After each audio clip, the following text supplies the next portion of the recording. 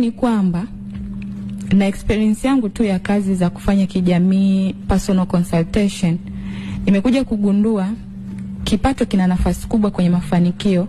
Lakini ukipata kipato haimaanishi ndio umepata mafanikio. Kwa sababu ukipata kipato, ili uweze kupiga hatua, namna gani unatumia kipato.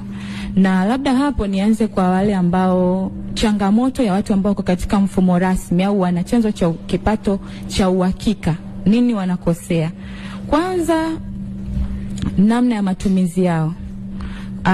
Sisi kwenye uchumi kuna kitu tunaita assets na liabilities.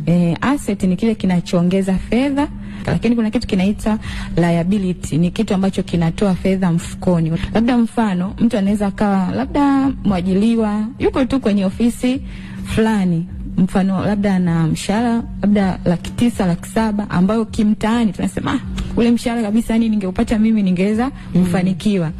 Huyo mtu kwa sababu ana uhakika mwisho wa mwezi, kwanza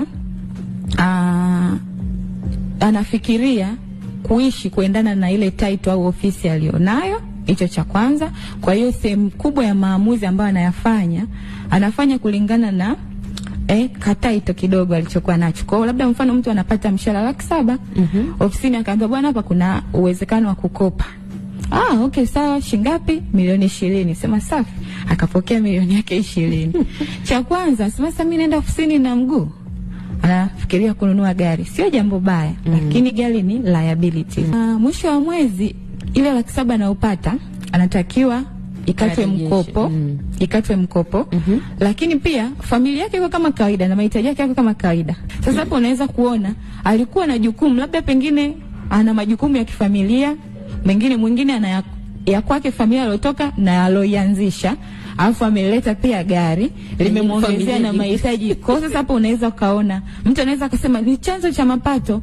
Of course chanzo cha mapato ni same, lakini pia namna sahihi ya kutumia fedha tulizokuwa nazo ni changamoto kubwa sana. Watu wengi wanachukua fedha wanaweka kwenye vitu vinavyotoa fedha zaidi. Kwa mtu kama huyo, kwa kweli changamoto ya hasira, unamuongesha tu kidogo lazima apanic.